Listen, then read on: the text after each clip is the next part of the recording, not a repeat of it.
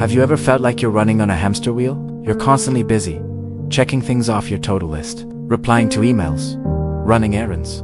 But at the end of the day, you feel like you haven't actually accomplished anything meaningful. If that sounds familiar, you might be caught in what I call the busyness trap. It's a strange paradox of our modern lives. We wear busyness like a badge of honor. When someone asks, "How are you?" the default answer is often busy. We equate being busy with being productive, with being important. But are they really the same thing? Spoiler alert, they're not. Busyness is about being full of activity, while productivity is about achieving results. You can be incredibly busy without being productive at all. Think about it this way. Imagine two wood. The first one swings their axe relentlessly all day long, sweat pouring down their face. They're busy, right? The second woodcutter spends the first hour sharpening their axe. They might look less busy, but who do you think will cut down more trees by the end of the day? The one with the sharp axe. Of course, that's the difference between being busy and being effective. So how do we fall into this trap?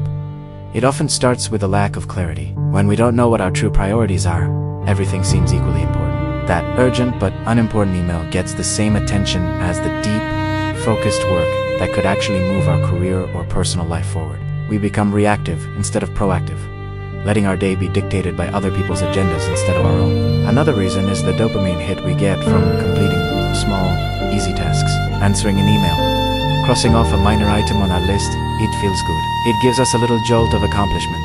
Our brains love this. So we subconsciously start prioritizing these quick wins over the more challenging, long-term projects that don't offer immediate gratification but have a much bigger impact. It's like snacking on junk food all day instead of sitting down for a proper, nutritious meal. You'll feel full, but you're not nourished. This constant state of busyness has real consequences. It leads to burnout, stress, and anxiety. We feel overwhelmed and stretched thin. And ironically, the more we try to do, the less effective we become at everything. Our work quality suffers, our relationships get neglected, and we lose touch with what we truly want out of life. We're so busy managing the how that we forget to ask why. So, how do we escape the busyness trap and start focusing on what truly matters? The first step is to pause and reflect. You need to get brutally honest with yourself. What are your most important goals? What are your core values? What activities, if you focused on them, would make the biggest positive difference in your life and work? This isn't about creating a longer to-do list. It's about identifying your sharp axe moments.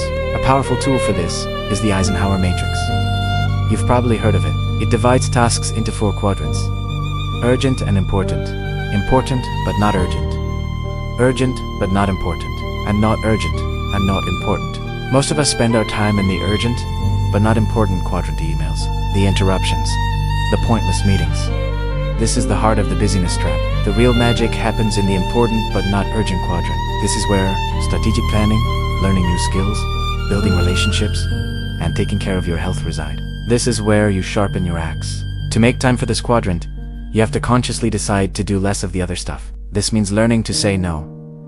It's one of the most powerful productivity tools you have. Say no to meetings without a clear agenda. Say no to requests that don't align with your goals. Say no to the social pressure to be constantly available. It can feel uncomfortable at first, but every no you say to a low-value activity is a yes to a high-value one. Remember, your time and energy are finite resources. Protect them fiercely. Another key strategy is to schedule your priorities. Not just prioritize your schedule. Instead of a to-do list, try time blocking. Block out specific, non-negotiable times in your calendar for your most important work, that deep, focused work from the important but not urgent quadrant. Treat these appointments with yourself as seriously as you would a meeting with your boss. Turn off notifications, close unnecessary tabs, and give that task your undivided attention. Even just 90 minutes of focused work can be more productive than a full day of distracted busyness. It's also crucial to build in time for rest and disconnection. The cult of busyness tells us that we should always be on, but our brains and bodies need downtime to recharge and consolidate information. A walk in nature, a hobby, or simply doing nothing is not a waste of time. It's an essential part of being effective. It's during these moments of quiet that our best ideas often emerge. Rest isn't the opposite of work, it's a part of work. Escaping the busyness trap is a conscious choice and an ongoing practice. It's about shifting your mindset from valuing activity to valuing impact. It's about having the courage to be less busy so you can be more focused, more effective, and ultimately, more fulfilled. Start small. This week, Identify just 1 or 2 things that are truly important but not urgent. Schedule a time to work on them. Say no to at least one thing that doesn't serve your goals. And take a moment to just be, without feeling guilty for not doing something. See how it feels. You'll soon discover that by doing less, you can achieve more. You'll replace the frantic energy of busyness with a calm confidence of focus. You'll allow stop just running on the wheel and start steering your life in the direction you truly want it to go. Thank you so much for watching. If this video resonated with you, let me know in the comments what you're going to do to escape the busyness trap. And don't forget to like and subscribe for more videos on living a more intentional life. See you next time.